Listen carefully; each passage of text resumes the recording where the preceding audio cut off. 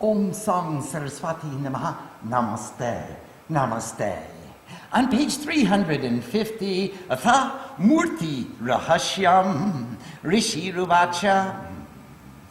Om Nanda Bhagavati Nama Yababhishyati Nandaja Stutasa Pujita Bhatya Vashikuryat Chigatrayam Kanakoptam Kanti Sa Sukanti Kanakambara Devi Kanakabarnaba Kanakotam Bhushanam Kamalankusha Pasabjir Alankrita Chaturbhuja Indira Kamala Lakshmi Sasri Rupam Bhujasana Yarakta Dantika Nama Devi Prokta Mayanaka Tasya Swarupam Bhakshyami Srinu Sarva Bhayapaham Raktam Para Rakta Bharna Rakta Sarvanga Bhushina Rakta Yuddha Rakta Netra Rakta Kesati Bhishanam Rakta Tikshna Nakaraka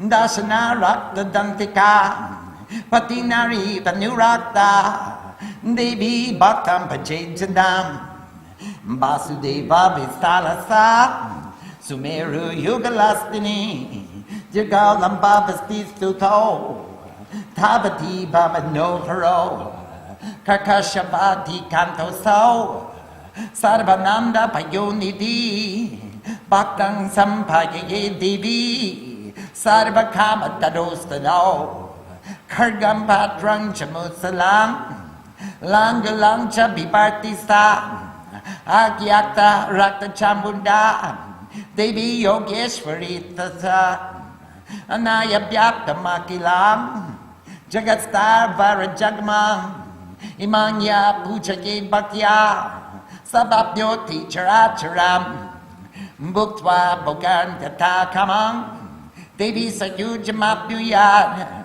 Adite Yagimang Ditang Raktadantya Papustabam Tangsa Parichare Devi Patni Prika Bibangana Shakambari Nilabarna Nilopala Bilochana Gambira Nabi Sri Bali Vibhushita Danudari Sukarkasha Batodunga Ritapina Ganastani Mushting Shili Mukapurnam Kamalang Kamalalaya Pushpa Pulambulardiyam Falargyam Sankachang Chakam Kamyanam Tantasayuktam Sutrim Ritu Vayapakam Karmaka Chasvarakanti Vipati Parameshwari Shakambari Satakshi Sa Swaiva Durga Prakirtita Ashoka Dushta Damani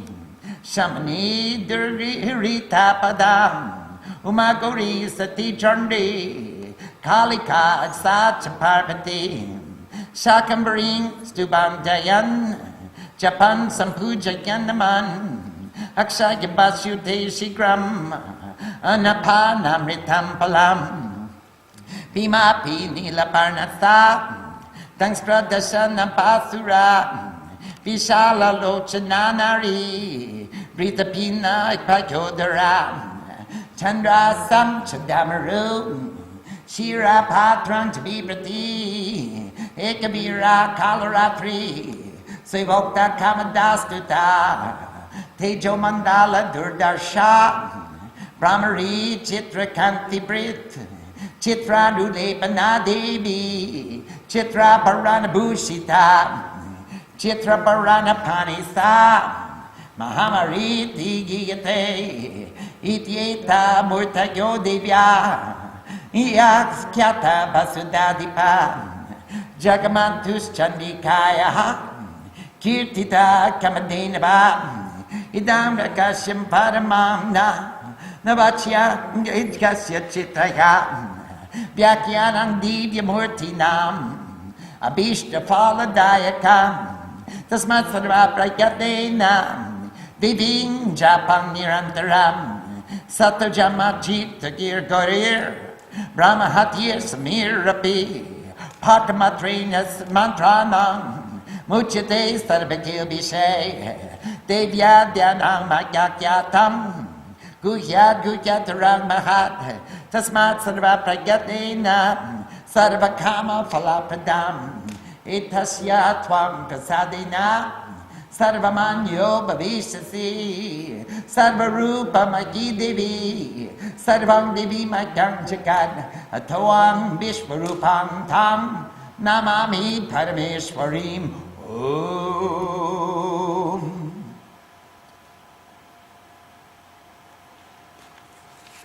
Let's return to page 350, and now the secret of the manifestations. Om, the goddess who is possessor of the wealth of bliss. Nanda. Thank you, Nanda. Who will take birth from delight. Nandaja. She takes birth from delight. To those who will praise her with song and worship her with devotion, she will give command over the three worlds.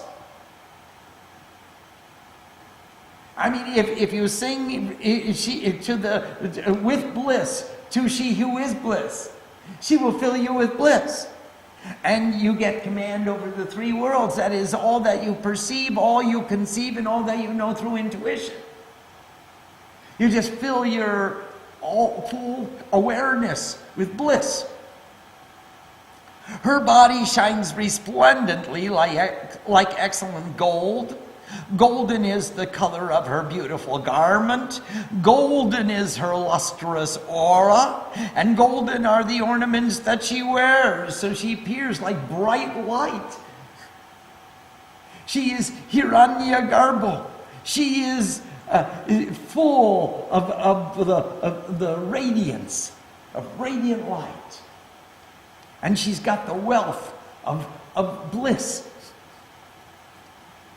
In her four hands, she holds the lotus, the curved sword, the net, and the conch. She is called the energy that rules, the lotus one, the goddess of true wealth, the ultimate prosperity, and who sits on the golden lotus. I had introduced you to the goddess named She with Red Teeth, Raktadantika. You remember her. Well, listen as I elucidate her intrinsic nature, which alleviates all fear.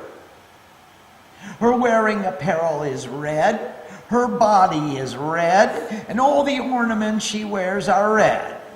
Her weapons are red, her eyes are red, her hair is red, and thus her appearance is terrifying. Her sharp nails are red, her fangs are red, and red are her teeth. Just as a devoted wife serves her husband, just so the goddess adores her devotees.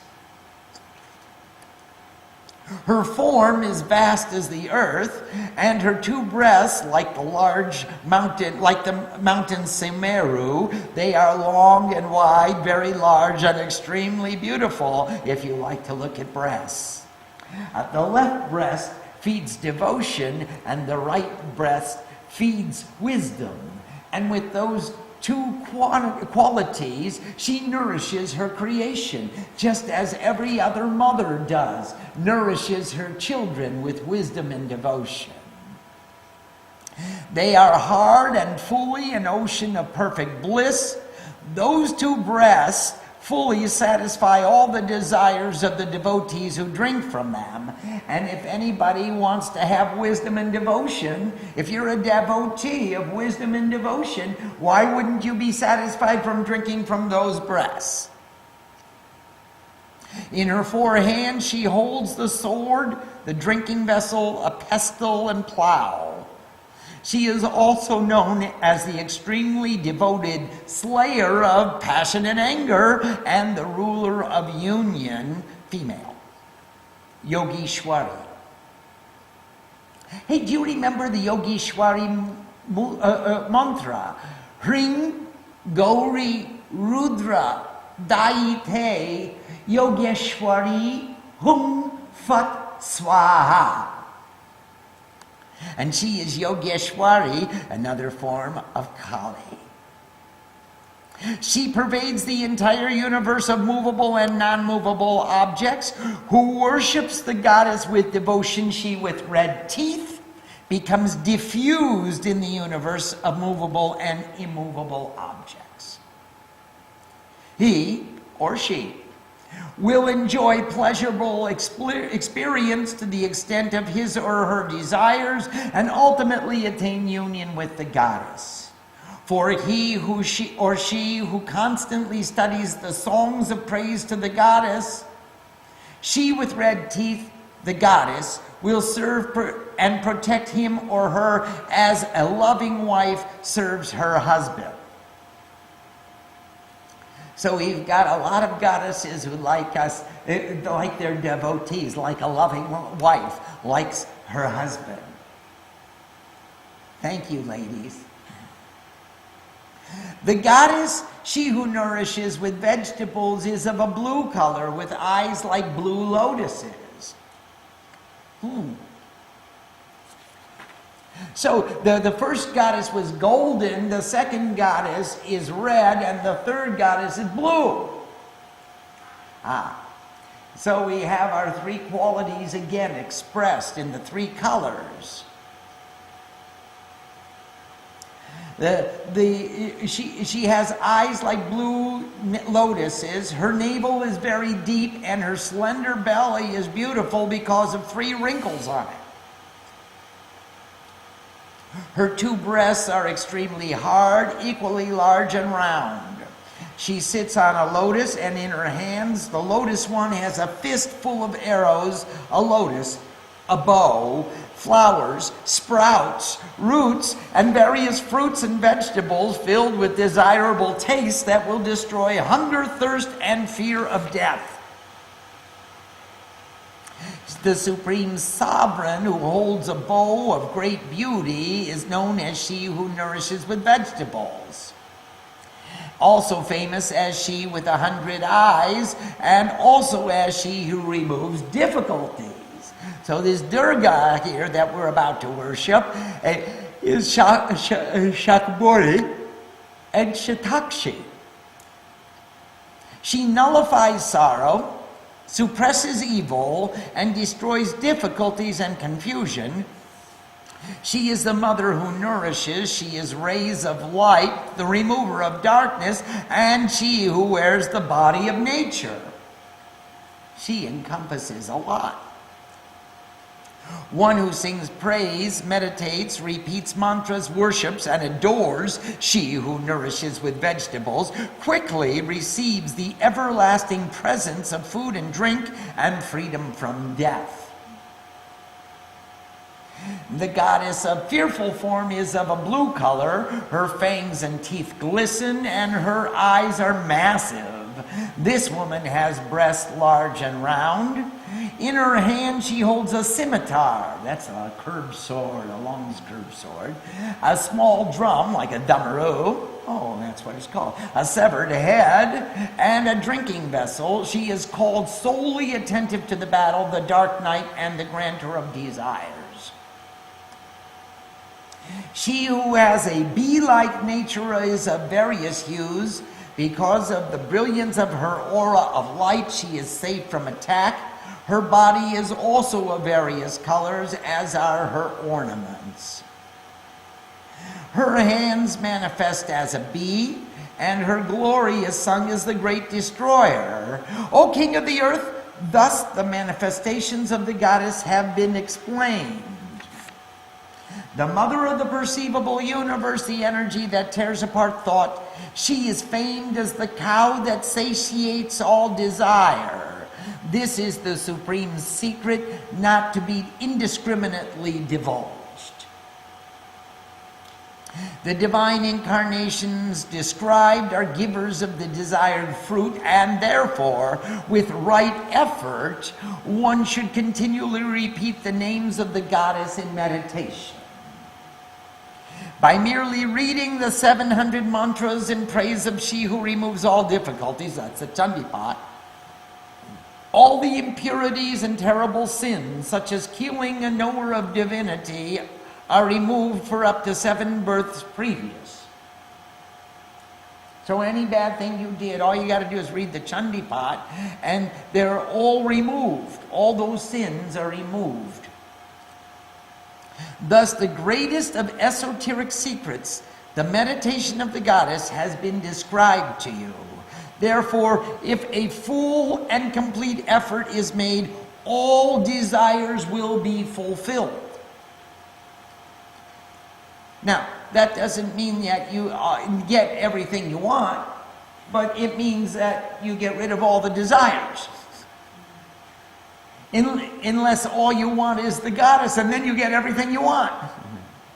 With her grace, you will attain the highest respect. The goddess pervades every form, and the entire universe is the form of the goddess. Therefore, I bow down to the Supreme Sovereign, who is the form of the universe. Oh. Let's see if there are any questions, and then we can go deeper into this. Swamiji, in verse 4, yes, please. We are introduced to the goddess Raktadantika. Yes. And she's described as one whose nature alleviates all fear. So, is it the name of the goddess or the form or something else that allows her to provide these blessings? It's all of the above. It's the whole relationship between the devotee and the goddess. She has a certain appearance which is terrifying, and that removes our fear, because we know she's our mother. We don't fear her because she's going to work for our benefit. And our enemies fear her because she looks quite formidable. So her appearance removes from fear. The fact that we have our mother with us. I mean, when I was a little bit younger and I used to call Mom, and Mommy came, then I had no fear. I knew she was going to get me out of trouble. I knew she was going to save me from anything that I got into. So just having the relationship with her, then having her bhava. Her bhava, she is completely dressed in passion. And she is this Raktadantika. Her wearing apparel is red. Her body is red. Her ornaments are red. Her weapons are red. She's got all the weapons of passion, and she's got it all. The embodiment of motherly passion is all working on my side. Now all of my misdirected passion is going to dissolve in the face of such a formidable appearance of the mother. So in all of these ways, she removes all fear. Now if I sing to her, well, not me, but if any devotee sings to her with one pointed attention and full love, she's going to serve that devotee just like a wife serves her husband. With so much love and generosity and givingness, and as much as she can do. It's just a privilege and an honor to be in your presence. That's how she feels to be in the presence of a devotee. That's how devotees feel to be in her presence. Are there other questions, please? Swamiji, this is a question from Ambika from New Jersey. Namaste, Ambika Ma. And also Nanda. Yes, Nanda Ma. Pranam Swamiji, these goddesses are those mentioned in chapter 11, Yes. as well as each of the Vinyogas of the 3 episodes. And we are discussing the manifestations here again. And yet these deities are not so well known or represented on the cosmic altar. Can you please help us understand? Thank you. Yes, these are goddesses that come to us internally as we are moving along our path. They are not demanding an external worship. If we sing to them, if we pray to them, if we sing the Chandi Pat to them, even just in our day-to-day life, they will be with us at our desk, in our office, in our kitchen. They are the goddesses that manifest within us, beside us, in our day-to-day functions. So they do not require any external form of worship that's special. Like Shakambori, she will come and nourish us with vegetables whenever we need nourishment. I want to tell you a story. When I was living in Jogeshwar in the Himalayas, one day an elderly man came to visit me. And I was very privileged to have him come and stay with me. And I took him on an excursion to a temple on the top of the mountain. We walked a long way to get to this temple. And just at the temple gate, there was a large garden. And before you got to the temple, you had to cross this garden. And it was summertime, and the blossoms had blossomed. And it was so beautiful, all the flowers in this garden. And there were thousands of bees flying from blossom to blossom, collecting honey and collecting the nectar from all the flowers with which to make the honey. And the man stopped at the gate and said, "Oh, I can't go in there." I said, "What? It took us the whole day to climb the mountain to come to visit this temple. I want to show you the view from the other side after we take the darshan of the deity. Why can't you go into the temple?" He said, "I'm afraid of bees." I said, "Well, wait a minute. You can't be afraid of bees, and you're not going to go to the temple. We walked all this way. We climbed this whole mountain. I dragged you up here to see the view and to take darshan of the goddess, not to see the bees. Now, I want to tell you, there's a goddess of bees. Her name is Brahmori Devi. And if you say her mantra, she won't allow any bee to come near you."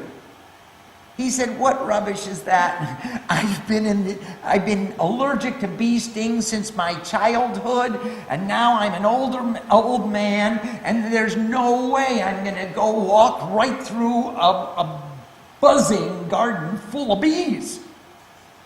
Come on, let's turn around and go back." I said, "No way." Now, this is just going to be the prime example for you. I want you to say, "Brahmori Devi Namaha." I bow to the goddess who has a bee-like nature. He said, "Swamiji, cut it out. We're going back right now. I'm not putting up with any of this." I said, "No, really. She is a living being, and she will bless us, and she will take us across this ocean of adversity. She'll take us, certainly, she'll take us across this garden. Now, follow me." I grabbed his hand and I said, "Brahmori Devyayi Namaha," and took a step. And he said, "Brahmori Devyayi Namaha," and took one step behind me. And step by step, mantra by mantra, we crossed the garden, and not one bee came anywhere near us. So these goddesses are real beings. They manifest in the times of our adversity. If we call upon them with sincerity and love in our hearts, we made it to take darshan of the goddess. She was Durga Devi in that temple at the top of the hill. And after the darshan, we walked around the back of the temple, and you could see the entire Himalayas. Really quite beautiful. It's called Julai Jageshwar, the upper one, the hanging Jageshwar, which is hanging from heaven by a thread. It really beautiful. You get a beautiful view of the Himalayas from there. And of all the mountains and the valley, you can see in 360 degrees. So you can see down to the plains and up to as far as Kailash and all of the Himalayan pantheon. These goddesses are real beings. They don't require worship on an altar. They will come to us like a loving wife serves her beloved husband in times of need when we need them to manifest for us. Swamiji, can you explain when he talks about Shakambari, about how the fruits and vegetables destroy fear of death. And in verse 14 and verse 17 talks about her nourishment, but also talks in relation to death. Yes, in relation to death, of course, we're talking about the real death, the death of our spirit. When we forget God and we leave godliness and we leave our spirituality behind and we become purely material beings, then she comes with her fruits and the fruits of her love, the fruits of devotion, and she nourishes us so that we become inspired again to pursue our spiritual selves. It's not talking about death of the body, it's talking about death of the spirit. And the fruits that she's offering are the fruits of devotion. The fruits that come from when we worship her with devotion. She nullifies sorrow, suppresses evil, destroys difficulties and confusions. And she who nourishes with vegetables quickly receives the everlasting presence of food and drink, whether you want it or not. And freedom from death, it's the Mahan Mrityunjay. It's the freedom from the great death. Not the death of the body, but the death of the spirit. Swamiji, a morning song from Santa Rosa Namaste morning song. is asking if you can explain what the color red signifies. Red signifies passion. And so she has taken away from us all of our misdirected passion and has left us only one passion, and that's the passion to unite with God. And that's what the red signifies. Also, red signifies nature. And yellow signifies purity. And white signifies consciousness. And Gerua signifies renunciation and pure love. So those are the colors that Mom and I wear. She has purity and passion for love, for God. And I have love for all and renunciation. Swamiji, a question from Kumari from Valley. Namaste, Kumari Mom. Namaste, Swamiji. Could you speak about why Mahishasura is not among the murtis on the cosmic puja altar? Because he met his demise at the hands of the goddess. Actually, he's the head that's in Kali's hands. But we give him a flower, and we worship him in flowers anyway at the end of the cosmic puja. We worship Mahishasura on the left and the lion on the right. So in this altar, we don't have him as a murti. But he's there anyway. He snuck in. That ego Swami got his head cut off, and it got held in the hands of Kali. Kumari is asking what is the meaning of the bee symbolism relating to the goddess?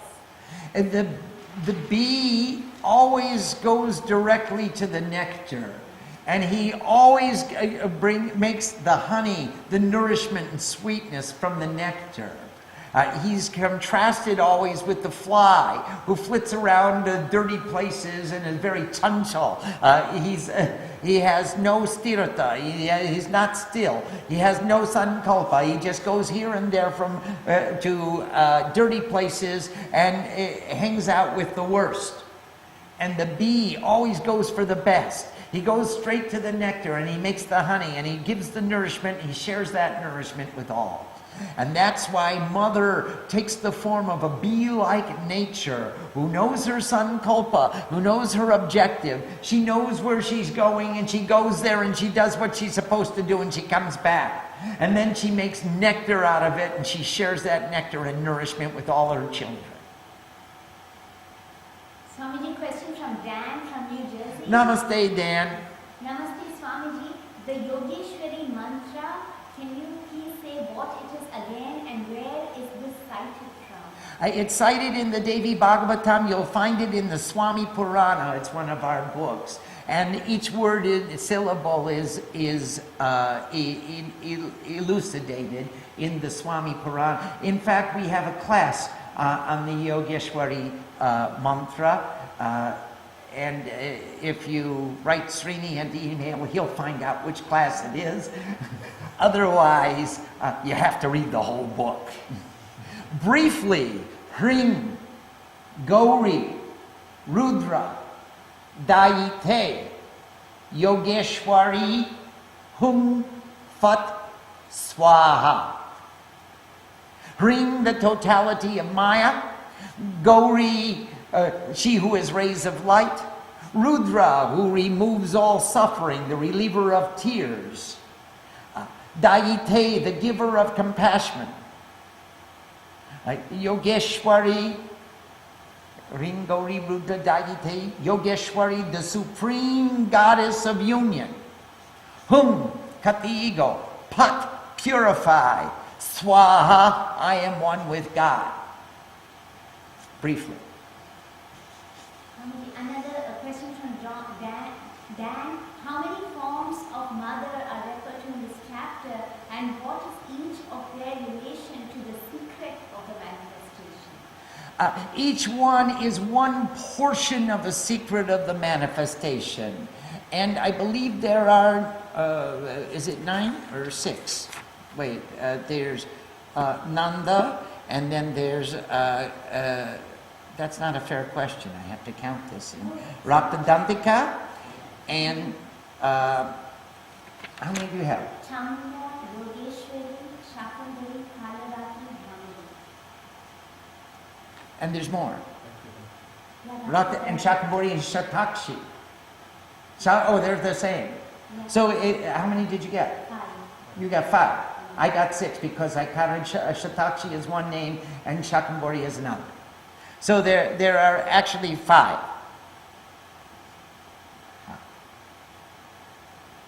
Swamiji, question from Morning Song. Yes, morning song.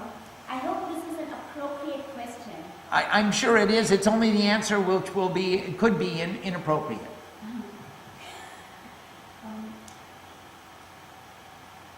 But often it seems that no matter how much I chant, fill my mind and heart with love and devotion, keep my mind as focused as possible on God, and consistently extend my sadhana time, life can still be challenging, and difficult people still enter into my life. I know this isn't really a contradiction to the promises of the Chandi, but it sometimes feels like it, and I have difficulty in my understanding of this. Could you please help me with my understanding? I'll try, morning song. Do you know, every time we have those difficult experiences, we're getting our teaching. How much forbearance, how much toleration have we actually achieved? What is the state of our discrimination? So we're getting a teaching of how much discrimination. Remember in chapter 4 when she said, inconceivable are the sacrifices that we are going to have to make in order to be pure, in order to be free, in order to be untouched by the evils of the world, untouched, unmoved by the perceptions of consciousness. Now, so we say, sukh, pleasure, is our examination, and pain is our teaching. And every time we have these painful encounters and painful experiences, these people are our greatest benefactors, because they are teaching us how to raise our awareness, how to raise our consciousness, how to control our emotions so that we rise above the attachments of this pettiness and the petty interactions in the world. So, and then when we get into a very blissful, peaceful, conducive environment, that's our examination, morning song. And it's interesting, we would think it would be the other way around, but actually, can we remember godliness and remember that toleration and remember that bhav, even when we have no challenges? Or do we lull ourselves into complacency? And then we slowly leave the path and leave the sadhana, and because it's just too comfortable, too easy. So we have the painful experiences which teach us to be on guard and be alert and watch ourselves and discriminate. What kind of relationship do I want to have in this unconducive environment? And then when we come back to a very conducive and peaceful environment, are we lulled into complacency, or do we still maintain vigilance? Good morning, Sang. That's the attitude that we'll want to have. These people are gurus to us. Thank you for your abuse, because you're teaching me how to handle abuse. You're teaching me how to control my ego with neither self-deprecation nor self-conceit. I don't have to believe it just because you said it. I don't have to believe that I'm a small individual just because you want to make yourself big. I don't have to become puffed up with pride and let my self-conceit and self-deprecation take over just because you're responding from that place. What kind of person do I want to be? Morning Sun, I believe these are the criteria that are going to with which we're going to judge that relationship in that kind of interaction. Even when these evil people come towards us, we'll say, hey, what do you want? And how can we make some arrangement that's fair for both of us? And let's negotiate. Or do you want it all your way? And I get nothing. And you'll consider yourself to be, what? More intelligent, or more dominant, or more forceful, or more somehow better than me? You think, is that the outcome that you wish to achieve? Or you are looking for balance and fairness and justice? So now let's find a way to bring them into our comfort zone where we can negotiate intelligently, rather than accept their abuse or belittle ourselves because we're the recipients of their abuse. Those are some of my suggestions this morning. So. Question from Nanda. Yes, Nanda? Pranam Swamiji, forgive this question, but why is so much emphasis on the body parts of the female, those that nourish so much in much of the Chandi? Oh, the author was fixated with breasts because they pour forth devotion and wisdom. And what else do you want to nourish your children with? And so all the children who are drinking the milk of devotion and the milk of wisdom, they are being nourished by the mother. So that's the only reason. It's amazing to notice how many women forget what they're feeding their children. They sometimes just think it's milk. They don't remember all the time that they're feeding wisdom and devotion. And Jnana Vairagya Siddhyartham, the child is coming for the purpose of achieving the highest wisdom and the greatest renunciation. Bhiksham Dehi Namostute. That's why the child is coming for nourishment, for wisdom. The child is asking for wisdom, and the mother is giving forth the wisdom. And that's why there is so much fixation on the breast. Swamiji, another question from Nanda. Are these chapters the final 3 limbs authored by Markandeya Muni, or did they come later? I'm trying to understand the link between these chapters and the core 13 chapters. They are not included in the Markandeya Purana. They did come later. And I can't tell you exactly the source. I know they are traditionally linked to as the three limbs in the behind, and their three limbs in the front, meaning the Kavach, Orgala, and Kilaksta. Those three are in the three limbs in the front, and the three secrets are the three limbs in the back. And these do not come from the Chandi, but they are called Sharanga Chandi, the 6 limbs of the Chandi. Swamiji, in the first verse, it says that you get command over the 3 worlds. Yes. And you said that that is a feeling of bliss in your perception, conception, and intuition. Yes. So is this a feeling, something that you can feel only in samadhi, or can you operate in the world as well with this feeling of joy, knowing mother's love? You can operate in the world. This is a bhavana, that you can carry with you, that everything you perceive is full of bliss, and everything you conceive is full of bliss, and your heart is full of love and bliss. And now we work in the world. Now, if one of Morning Song's friends comes and tries to push us off our balance, we're going to resist.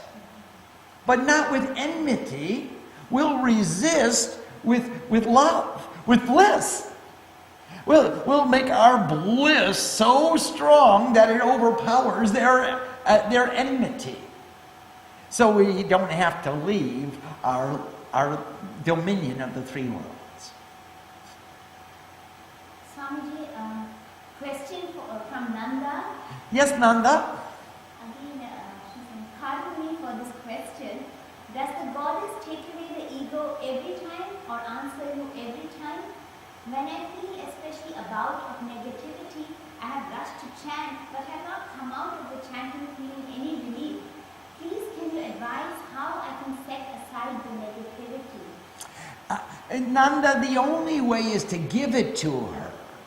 Now, I know we're attached to our negatives, but you're generous. We're spiritual people. Spiritual means giving more than we take. So give it to her. I mean, don't just hold on to it and say, okay, I'm going to chant these mantras, but I'm still going to be grumpy when I get through. Give her the negativity and say, hey, Mom, I know you take away the negatives and you fill me full of bliss. And it's such a good trip to be with you. And there's one place I can come anytime I want to. So, I mean, I come to Mom. Why shouldn't I feel blissful? Nanda, please, if you can give up your attachment regularly, she will take away your ego regularly. And if you maintain that bond of attachment, then she has a difficulty. She keeps saying, come my children, give it to me, give it to me. And you say, no, I don't want to. I like my pain. I like my sorrow. I like my anger. It's righteous anger. I'm not giving it to you. I'll chant the mantra, but I'm not giving up my attachment to my sorrow. That's not going to work, Nanda. You have to want to give it to her. You have to believe in her so much that, Mom, I came here to give it to you, and take it. It's yours. All I want to think about right now is how much I love you. How privileged I am to have you in my life, to have you in my living room, to have you in my heart, to have only thoughts about you. That's a good trip. And in that kind of thinking, Nanda, she'll take it away. Make that the bhava of our worship. Make that the attitude, the mool, the root of our attitude. Just, Mom, I'm just so privileged to be able to look you in the eye and say, I love you. There's only one being who's always the same every time I come to this altar. And that's the Mother of the universe. Now, I can give up all my pain and sorrow. I'll take it later if I need to. You just hold it for a while. If we can cultivate those attitudes, that bhav of worship, we can get into, so with such an intensity, she will take it. Just like a loving wife will serve her husband. Yes, please. Swamiji, when we choose the karma that we work on, we tend to gravitate to things that we enjoy. Would that be karma bhoga as opposed to tapasya or karma yoga? It would be in the beginning stages, but as we get deeper and deeper into the work, we start thinking about what we're doing and paying attention so succinctly that there's a union between the eyeball and the page. There's a union between my heart and the work. And I forget about me and what I'm going to get for it, and I forget what time it is, and I forget what day it is, and I don't know that it's quitting time, and I don't see that everybody else has gone home. I just see the project. And then it ceases to be bhog, and it becomes yoga. Because we unite. We unite with such an intensity of attentiveness that there ceases to be a separation between the perceiver and the perceived, between the actor and the action, between the observer and the observed.